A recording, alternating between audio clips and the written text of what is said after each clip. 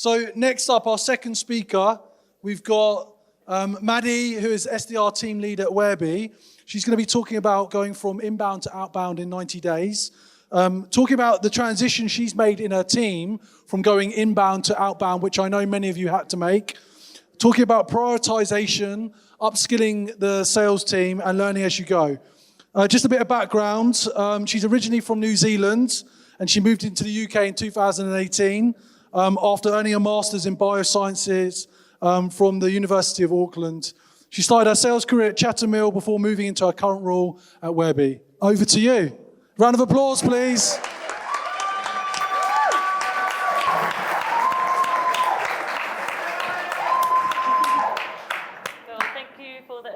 James. I actually mentioned to James that it's been on my sales bucket list for a really long time to speak at a sales conference event, so I'm really excited to spend the next 7 minutes or so with you guys. As James mentioned, I am the SDR Team Lead at Whereby. We're a remote-first video conferencing company. So when I first joined the team at Whereby, we'd been really fortunate to have a pretty strong inbound pipeline. This was largely due to the fact that the brand was already pretty well known around the world for our meetings product. And there was also a surge in demand for video conferencing, thanks to that little thing we call COVID. But one of the biggest kind of challenges we were facing at the time was how were we actually going to get in front of the people that had never heard of us before? How could we generate more kind of leads and meetings for our account execs? And ultimately, how could we just gain more control over our pipeline? So the good news is we managed to do this fairly quickly, with over half our pipeline being driven by outbound in just 90 days. So this is exactly what I wanted to talk about today. I wanted to kind of touch on 3 key things, going with numbers here for Sean, that I think will make a massive impact if you guys are thinking about going outbound. As Joe mentioned, I'm from New Zealand, so I really wanted to avoid using the kind of typical sports analogy you usually hear at a sales talk. I'm really not the biggest fan of sports. So I got thinking, what better way for a Kiwi in London to talk about sales than Lord of the Rings? So here we have our plan of attack. We've got number 1, develop your gang of hobbits or upskilling coach your team. Number 2, you want to gather your swords and your daggers or build your tech stack. And number 3, you just want to head out into the Shire, build some sequences and get prospecting. So first and foremost, when I first joined the team at Whereby, I was coming in to manage a team of 6 existing SDRs. Don't tell my team over in the back there, but I can't lie, this was a little daunting. Not only was I coming in to manage a team that didn't know or kind of trust me, majority of them were about to move entirely from working on inbound to outbound.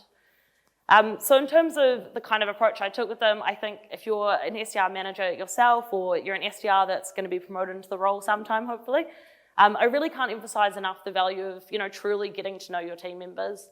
What motivates them? What's been their past relationship with other managers? How good are they at managing their own time? And what do their kind of future career goals look like as well? I think kind of understanding these things and really letting your team know that you're there to coach and support them is really important for building a culture of learning and growth, and also accountability and ownership. In terms of kind of upskilling your team, I also think it's actually a pretty kind of big transition from inbound to outbound. Your reps are going to go from a place where they're talking to prospects that have proactively reached out to them, to one where, frankly, people will tell you anything they can to get you off the phone or to stop emailing them. I actually had a look through our team Slack channel to find some of the highlights that we had this year, and this includes someone actually barking like a dog to get one of my reps off the phone. No joke, I have the recording. And another highlight was a reply from someone called April Birch who said, "Find me some properties in Fort Lauderdale," followed by another email that said, "A 3-bedroom condo with a pool in the backyard. You're doing a great job." The good news is, what I've kind of learned this year is that when you're moving your reps from inbound to outbound, they're already going to have a pretty good level of confidence talking on the phone, as well as a really deep product knowledge as well. So whether you're the SDR yourself or the manager, the key is to kind of get really good at getting prospects curious early on the phone, and also being able to just jump back on the horse as well once you face rejection. Coaching is also my best friend or my Frodo to my Samwise, and at Whereby we try to make this a really regular thing that happens, not just in a kind of weekly call review. So one thing that we've set up that's been quite successful is a Slack channel where all of our cold call recordings are fed into. When a rep's kind of jumped off the phone, they've had a pretty tough objection that they've faced, or they've actually had a call where they're really proud of the outcome, we can then kind of jump on a Whereby call or have a conversation on Slack to actually talk through that in real time. If you're also managing a remote first team like me, there's a huge plus to actually get SDRs to listen to each other's calls, and they're going to be able to learn so much off each other. The second kind of key thing I talked about, like the Battle of Helm's Deep, is that getting your tech stack in place pretty early on is going to be really crucial for setting up success. I'm kind of speaking from personal experience, and I'm sure there's so many of you out there that feel my pain. But there's no way that an SDR is going to be able to sell or enjoy their job if they're spending 80% of their time in spreadsheets. But of course, I've worked at a couple of startups, and I know that you often are facing budget limitations. No one wants to go near an annual contract as well. So I just wanted to talk through a couple of things that I found have been really helpful when it comes to technology. First and foremost, building kind of an account or company list. So in the early stages, I definitely think you don't need to overthink this.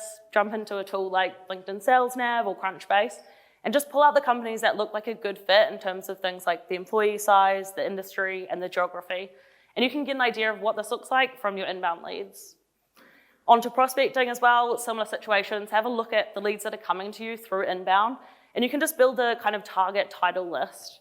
Your reps can then jump into a tool like, again, LinkedIn Sales Nav, or if you have something like Cognism or Zoom or Lusher, they can just pull out kind of 5 contacts per company as a rule of thumb.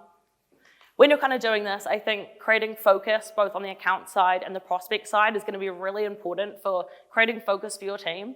And the phrase target everybody, close nobody will always ring very loudly in my ears. The last kind of key thing with your tech is that I think the sooner you can get those tools actually talking to each other through things like Chrome extensions, the better.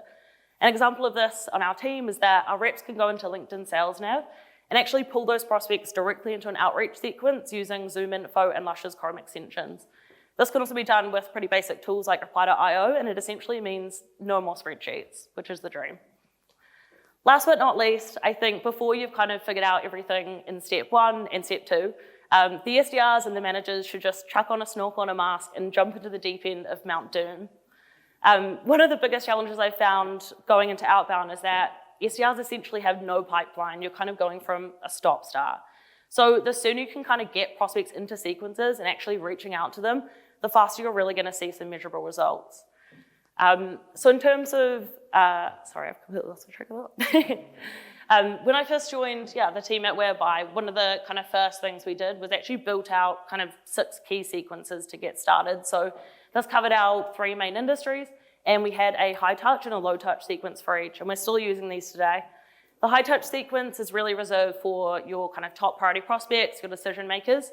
Like Sean said, customization is great here. You should be sending manual kind of personalized emails, doing lots of cold calls, LinkedIn tasks and videos and everything you can.